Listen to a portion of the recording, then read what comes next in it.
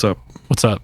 Welcome to the Two Tunes Podcast. I'm Bo. I'm Brandon. And this is Two Tunes Podcast, as we already said. Yes. We should really work on... Oh, no. Is that going to be a thing? It is. Why are they... Because they don't shut it off. We're going to keep it? Yeah. That's fine. Welcome to the Two Tunes Podcast. Bells are going to be going off. There's going to be bells. Especially now, because I think this is like the overlap lunch stuff. Oh, lovely. Right. Yeah. So just know that that's going to happen, They don't shut off the bells for summer. Yeah. It's like, why should we turn it off? Because we have to go find out where the switch is and turn it off. But we're not going to do that.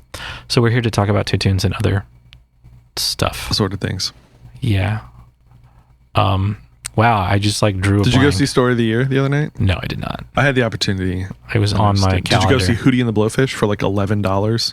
No, but that sounds like I should have. Yeah. I mean, I had plans, but I had a couple friends ask me, and I'm like, I don't even think for $11 I want to go stand in the heat. Where was it at? Hershey Park Stadium. Okay. It was outside. There, I know. I have seen Hootie and the Blowfish at that venue. Sure. Why was it $11? Because they didn't sell tickets.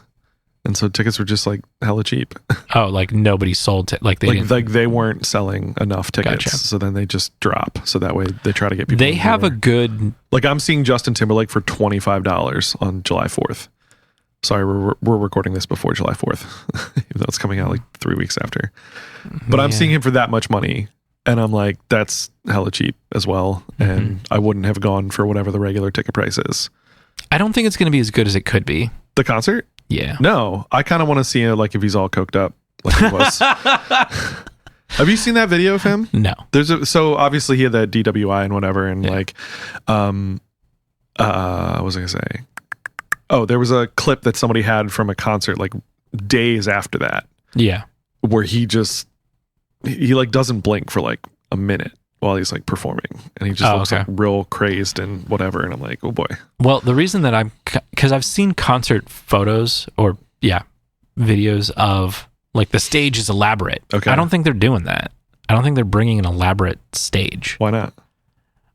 Because like it was hanging from the ceiling. There's no ceiling. Oh, it was like an arena thing. Like it was like, here's lights, and then they like tip it down. Okay.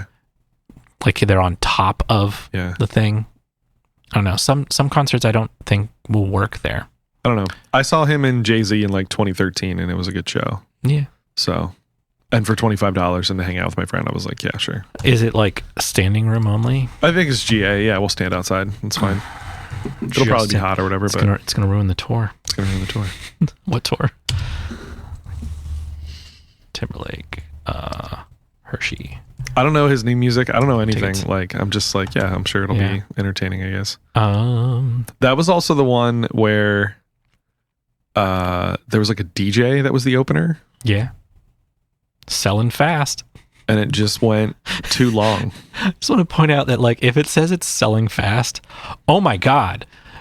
$14. There you go, Bo. They're selling real cheap. Yeah. And whatever site my friend used, what is that? There were no fees. Is that the... If I wanted to go to D, where would that be? Or maybe there were fees and they were built in. Like maybe the $14 ticket had like fees built in or whatever, but it was $25. Well, that's the rear floor. If I wanted, it's still $136 like day of. Not that bad. Assuming you don't see JT that bad. But then there's VIP places that are selling for like $3,000. Like there's a bar. Oh, that'd be awesome. And it's part of a stage that's behind the mix console. Huh. Maybe. Yeah. I don't know. There's another bell. There's going to be so many bells. Yeah. $40, $23. Do you know where you're sitting? No. GA probably. Yeah. Like, well, that's where it's like $14. And it's probably like, it's so far back. I don't care. So far back. Do not care. Rear field. I'm going to buy a beer that was more than my ticket. Yeah, probably. Why is this not... This is weird. There's like an empty... Like a giant empty space. In the middle of the floor? Like, so you have the stage. Hang on, I'm gonna walk around behind both. Yeah. Because there's two stages. Okay. So you have the stage, you have the pit. Yeah. Then you have the mix, and then there's a stage behind there where there's a bar around it, which is really cool. And then behind that is just emptiness. which doesn't make any sense. That's also GA.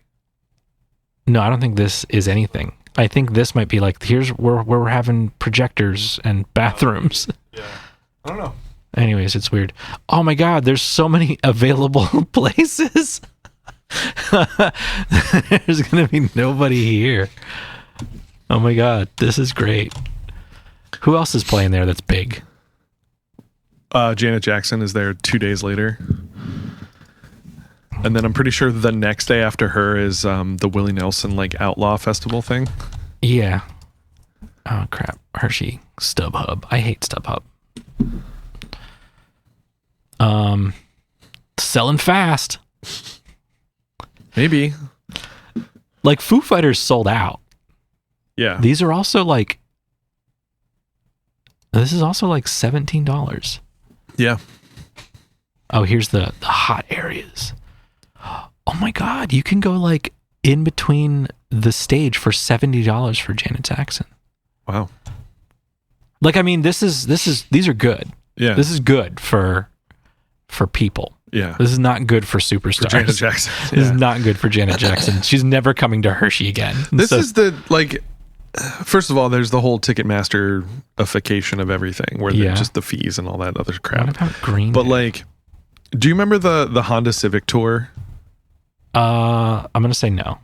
Okay. It was sponsored by Honda Civic or whatever, but they would get, like, I'm pretty sure Fall Out Boy did one of those and Incubus did one of those, and somebody, like, it was, you know, big bands or whatever, but the whole thing was like that the tickets weren't that much money. Yeah. They would tap out. It was comparable-ish to like Warped Tour. You know what I mean? Like Warped Tour was always just like $25 and you got to see all these bands all day. Like the Honda Civic tour was like $40 or whatever. And you got to see like 3 bands, you know, like a normal concert or whatever. But like, why can't they just do more of that? Where like tickets cap out at like $50. So I think I'm going to wait. Because you'll sell. Oh, sorry. Yeah. Like that's the whole, I was just talking about this with a friend. Lower price tickets, you sell at the stadium. You make more by having lower prices. Because I was just talking about that with like local theater with a friend of mine of like, you know, somebody's got to do that math and figure out that like, oh, we need to sell this much and this, you know, blah, blah, blah and whatever. But lower ticket prices. When I become president, lower ticket prices. Like I'm thinking. And no stupid fees. Yeah. Like you need some fees, obviously. If you're running a business, you need to collect some money. But like, actually, Green Day looks pretty good as far as like, because I'm going in to detailed view, and like there's a lot of empty seats, but like there's more filled seats than there are empty seats. Okay. Which also means the ticket prices are still whatever. Yeah. Oh yeah, they're still high. They're still like in the hundreds. But let's go back. There's just nobody that I want to see for that amount of money. Yeah, I mean, literally nobody. I spent like $200 on Foo Fighters, but that was Foo Fighters. Well, and that's fine. Like, and to you, the Foo Fighters were like, there's just not. Yep. There is not a band that I want to see that badly.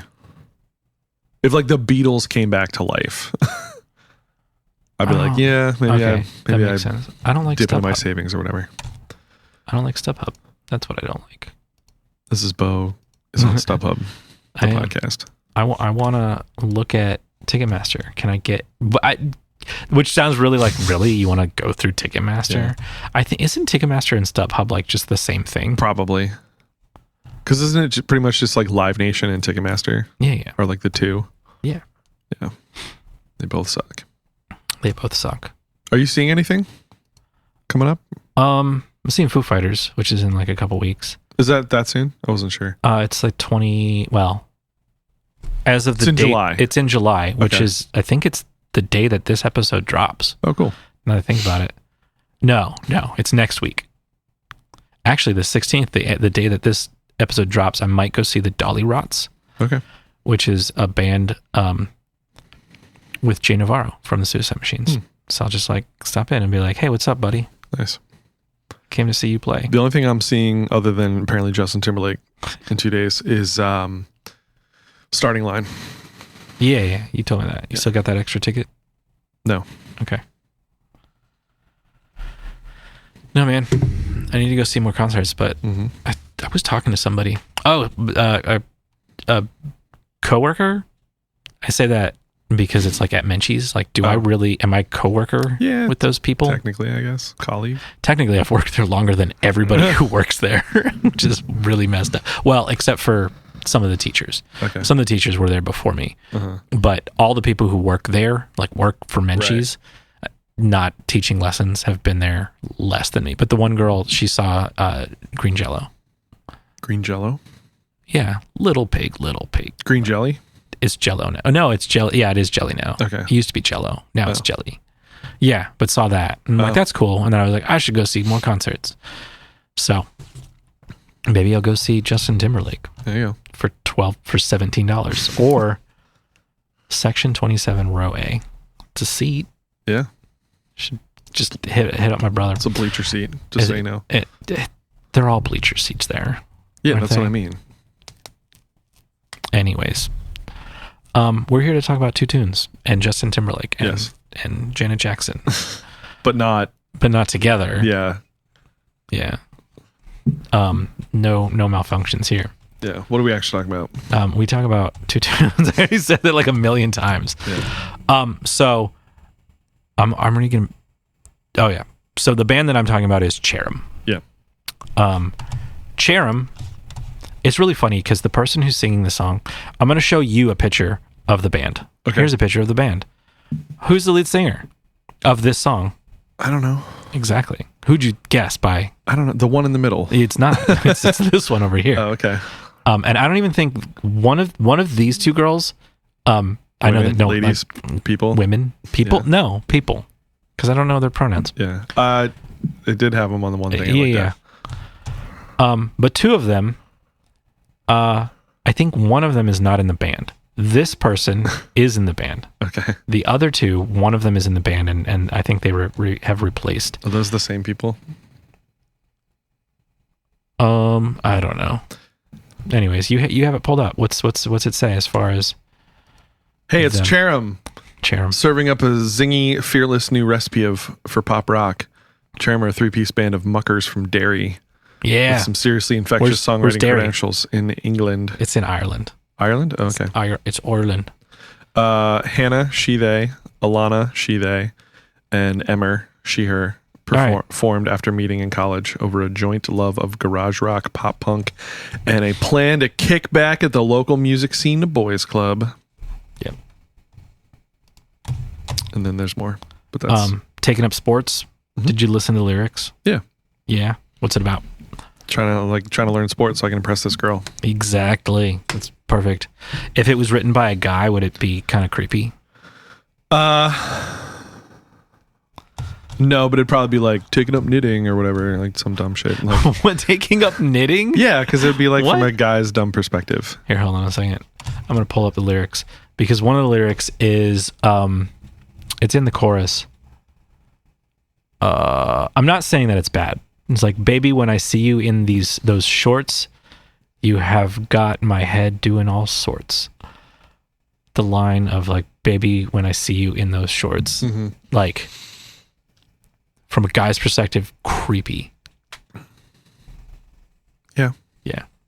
Anyways, but then this is a cute song. Yeah. Like I like this song, and there's a video for it too. They're playing football. Nice football. Yes. So here is Taking Up Sports by... I feel like the Irish would call it CHERYM. Soccer. I don't know. They'll probably listen to this and be like, you guys are assholes. Speaking of football, there's some like international American football tournament. Okay. That the American team lost the bronze medal game to Switzerland. Okay. Why? How? Like football, pigskin? American football. Okay. Yeah, it's like an American football tournament. Because they're not professionals. Like an internet, but still. Because those are like... We have all the people that play that sport in this you're country. Right, but... And Canada, I guess, but like... But they move from... Like, if they don't get into the NFL, they go to like a Canadian team. Yeah. Or an indoor team that's in the United States. But like maybe college. I don't know who's on the team. And if this is an international, this is like really low down. But like you could have college people, theoretically. Yeah. All from... I don't know. All from the University of Miami. The terms of it or whatever, but I don't know. Yeah. But anyways. We lost to Switzerland. Taking up sports. That was weird. The little clip there.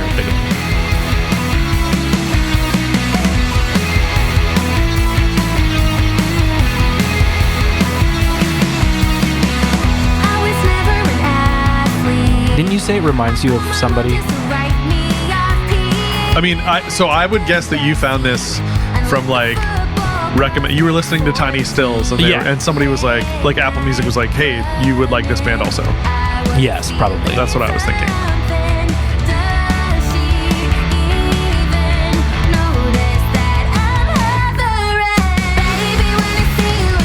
I love that drum fill. Yeah.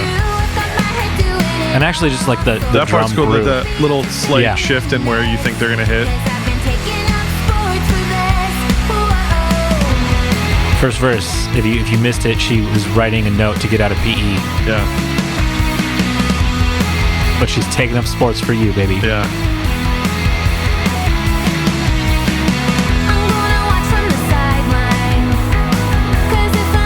Little synthy stuff. Yeah, and it's there the whole time. It just is underneath on the left.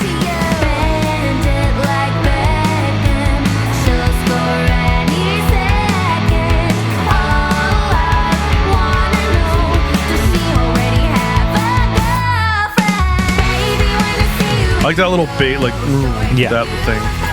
Slide, I guess. Yeah.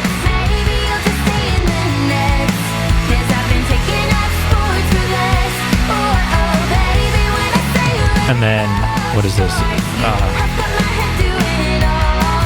The drummer's doing lots of cool stuff. Yes. Here's the part. Here's the, I think. No, it's after this. I know the part.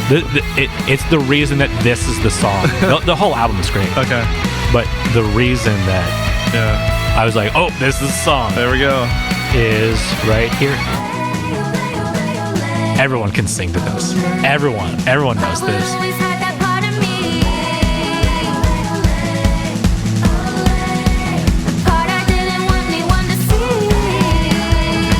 And yeah, the drums. Such a great drummer.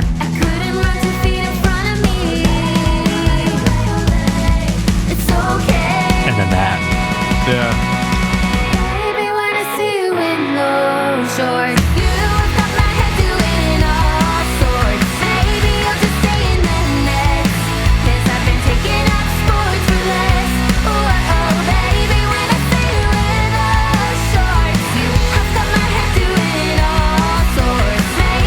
Was that a...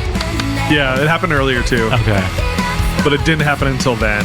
Yeah. Like in this last chorus. Well, yeah. Yeah, it's cool. I dig it. What does CHERYM mean? I don't know. Isn't it just like similar to like a cherub?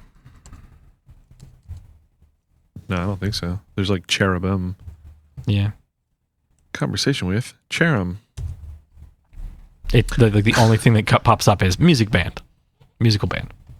No, there's a interview with them. Mm-hmm. I'm trying to see if I can find it. They have a cover of Boss Bitch by Doja Cat. Ooh, that's cool. Yeah. I was going to see how long the silence would last, and I broke it. Sorry, I was reading. So they have, this is an interview from 2013. Okay. And they have a different bassist listed than when I was reading. Yep. I don't know who's in the band right now. Okay. At all. Because even on their website, like I know that one, like I recognize the one, she's the guitar player and the singer of this song, but and one of the two that I'm looking at in this picture is the drummer. They look like they could be sisters. But one is the drummer, and then the bass player is not on this website. Mm-hmm. From what I've seen, like even in the video, because she's got really, really short hair. Okay. Or they, because it doesn't know. Yeah. I'm trying to find just like where their name comes from. But I don't know if that's anywhere. It probably is, easily. But we didn't do any research. Yeah. Ooh, wow, this is "And a Desire to Be the Biggest Band in the World." That's from their YouTube page. Which is like, really? Wow. Yeah, I don't know. I can't find it. Yeah. I dig that album. I dig that song. It's got a lot of like topics. Not and they're not all just like cute, because I think this is a pretty cute song. Other songs not so cute.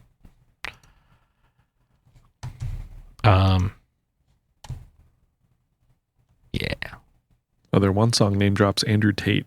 So yeah. He sucks.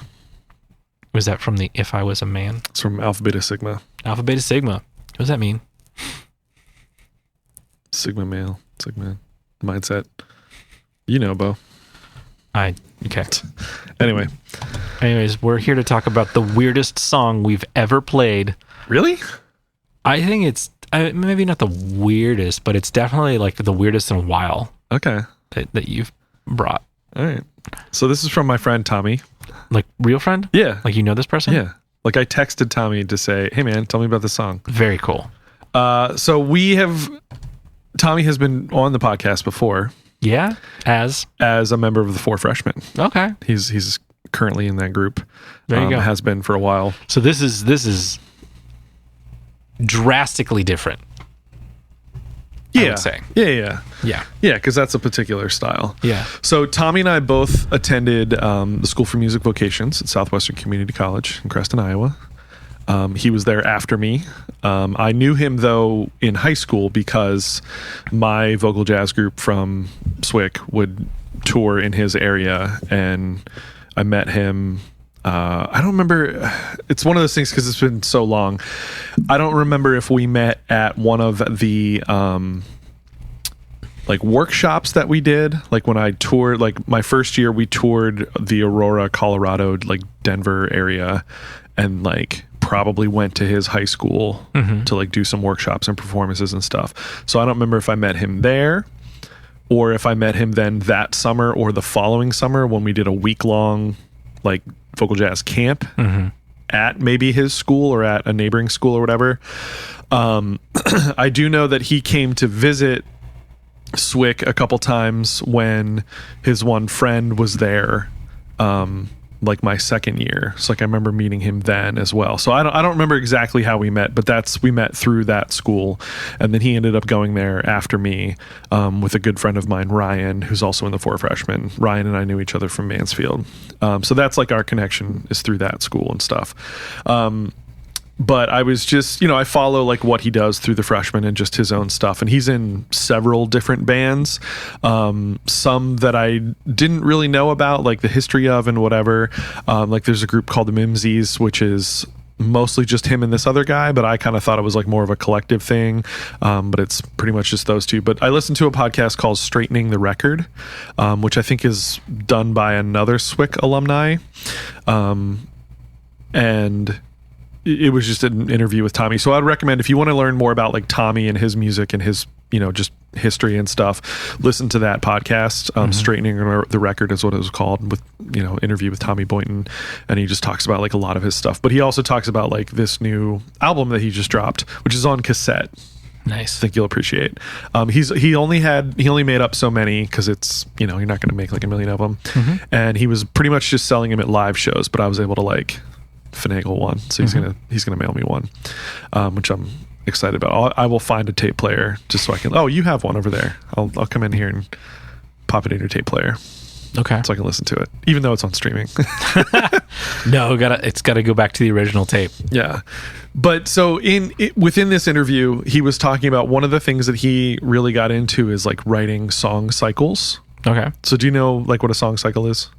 Just explain. Okay. It's sort of like a suite of songs in a way, like instrumentalists will play like a suite of something, and it's like these several pieces, and they all go together, but you can play them individually, or but they also like they're meant to be like a thing like that. But like a song cycle is kind of a similar thing. Like you can do individual songs from the song cycle, but ideally you perform all of them all together. It's like an album. You could consider it that. Yeah, I guess. Yeah, like before recorded medium. Concept album. Okay. More so, because usually the song cycle, it's like there's a through line of theme, or there's a through line of the poet, or both, depending on like where you take the things from. So anyway, that's kind of like what he's been doing. And so this album is basically a couple of like shorter song cycles.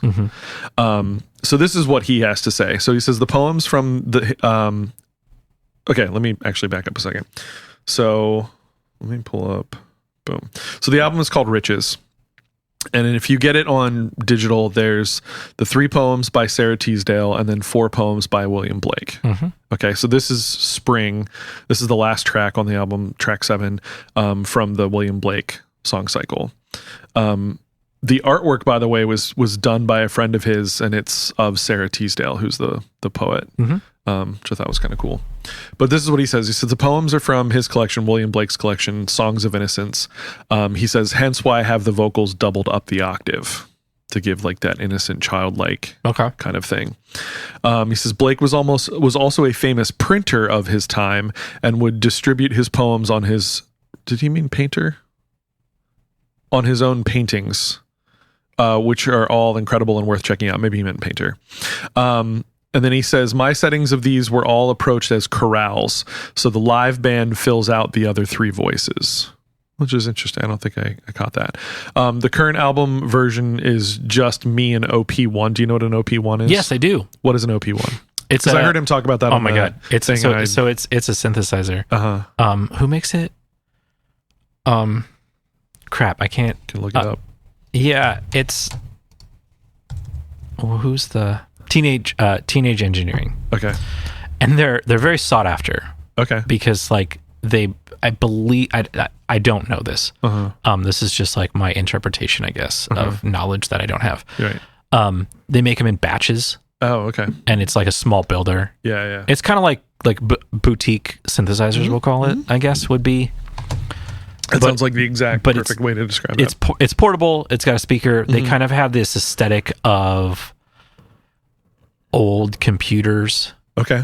They put out recently a synthesizer or like a drum machine, maybe a sampler, that looks like a calculator. Okay. Like, but it's giant. Yeah. So, anyways, they make cool things. Okay. And they're expensive. Yeah. Well, anyway, so he did it chorale style, so it's just really 4 voices. Yeah, sorry. It's $2,000. Jeez. I told you. Jeez, Tommy's rolling in that. It's a synthesizer, though. Money. Like, synthesizers are expensive. Of course. Well, and especially one that's handmade in small batches. But the one that I'm talking about is an EP 133 KO2. Sure. Knockout 2. Okay. Is a sample. What is it? 64 megabyte sampler composer, and it's only $300. Oh, okay. But then they also have this cool thing. It's really hard to. It's like a calculator, but like with no buttons, like no like physical button on top of it. It's just like what would be underneath the button. Oh yeah. And then it comes with a hook kind of on the top. Okay. It's the original KO. And it's like that you could like fit it in your pocket. Okay. But you can also like hang it up on like one of those racks in a store. Like it has that at the top. Okay. Do you know, like on a hook? Yeah, I know exactly what you mean. And that's only $100. Okay. And they've got a bunch of those. Fair enough. Like different ones. So like they do different things and they're like super 80s video game graphics on it. So, and they all look like can you see over here? Like they all look like this. Yeah, I've seen that. Yeah. I've seen that around. And they do like what is that? 8, 9. There's 9 different ones that I saw, and they all do different things, and they have like animations. They're really, really cool. But then I think that the OP1 kind of puts all of that into together. one thing. Okay. Yeah. Cool. So anyway, so it's him and OP1, but because it's this chorale format, it's only 4 voices. Yeah. So he's one voice, and then the OP1 is the other 3 voices. But he's been doing like a live version of it, like with a band. Okay. And he said, well, I'll get to that. So he says the album was all recorded in his apartment in St. Paul, Minnesota, featuring poems by Sarah Teasdale as well, which I mentioned. That's the other sort of like half of the album. And all the settings were part of a tune a day project that he did in June and January. He's been doing it with some different friends. So they're intentionally a little less thought out and more about working the decision-making process. Does that make sense? Yeah. Yeah. And he says, but I love how they turned out. And he says he's definitely going to add around 4 or so more to the Blake cycle because the live band he's been playing with it are way too good. So if you follow him on Instagram, he's been posting some of the live band stuff, like I think mostly to his story, but maybe in his actual posts as well. But the live band is him, obviously on vocals, and then Jake Baldwin, who's a singer and also flugelhorn player from the Four Freshmen.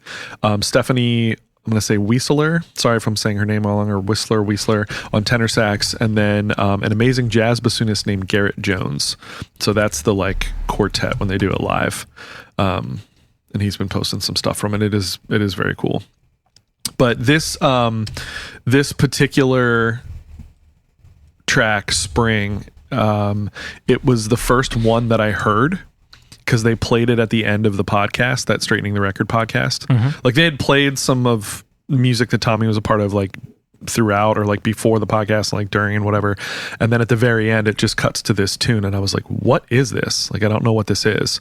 And then I posted a comment on the podcast's thing about the episode. Yeah. I was like, what is the track that plays at the end of this? And then on the day that the album came out, then they responded like, oh, it's Spring from Tommy's album that just came out today. But like I was already like in the midst of listening. So like, yeah, I got there anyway, been figured it out. But I was like, ooh, and I really enjoy the whole thing. Tommy's writing is I really like it. Mm-hmm. It's kind of interesting. It's also interesting to know that these came from that tune a day thing, mm-hmm. and it was more about, again, that decision-making process and like not about crafting the most perfect polished thing, but it was about like, no, I'm making these decisions based on this so I can write a tune in a day and then it's out, it's there. And then he decides, oh, I'm going to put these on this album and stuff. So it's pretty cool. Cool. Yeah. Let's listen to it.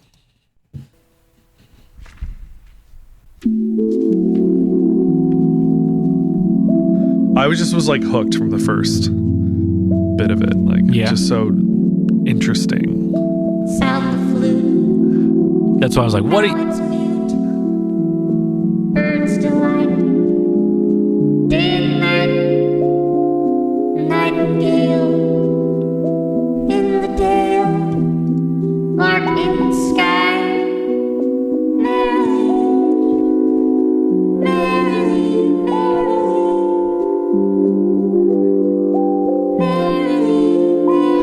And I like, you can hear his actual voice, but it's like just in the background enough.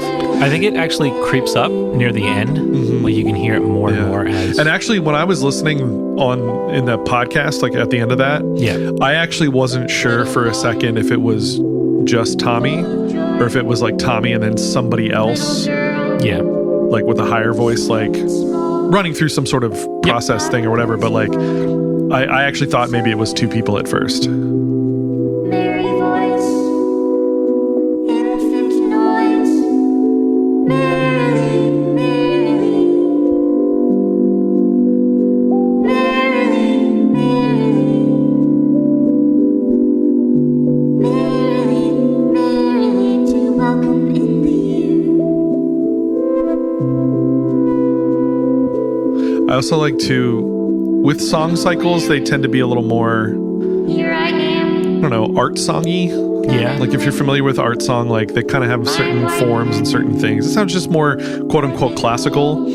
And this is like a melding of like the more classical with like more pop sensibilities in it. Yeah. Or folk sensibilities or something. Like this sounds like a song.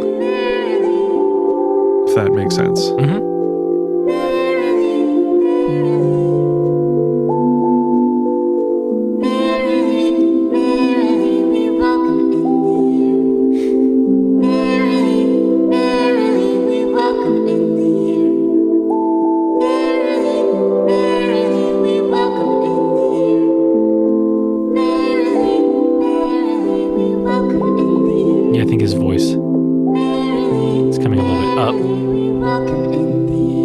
Especially at the end.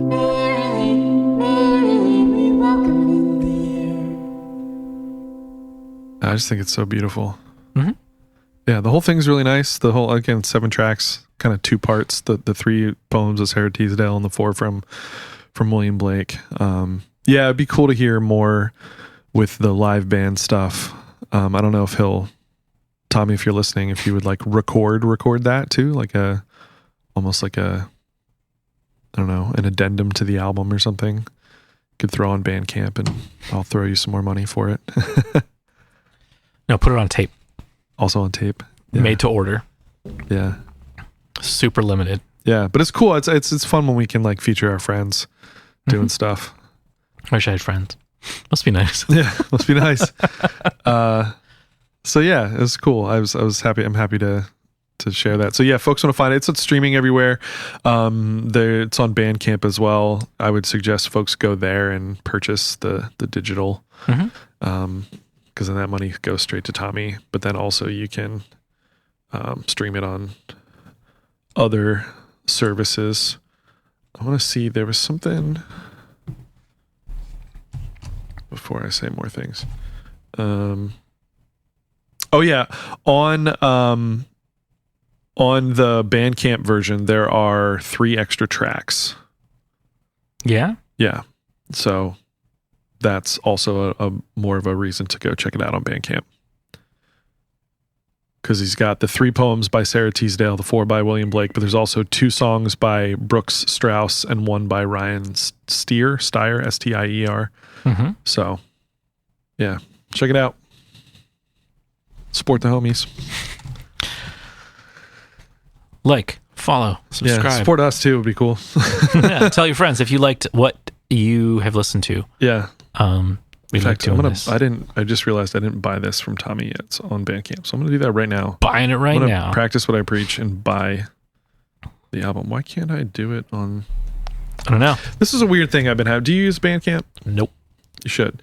When I'm on the app, Yeah. I can only save it to my wish list. Yeah. But when I go to the website, I can Yeah. actually like purchase it. Like it gives me purchase options. So Bandcamp, get your stuff together. All right. We'll see you next week, guys. See ya. Bye. Bye.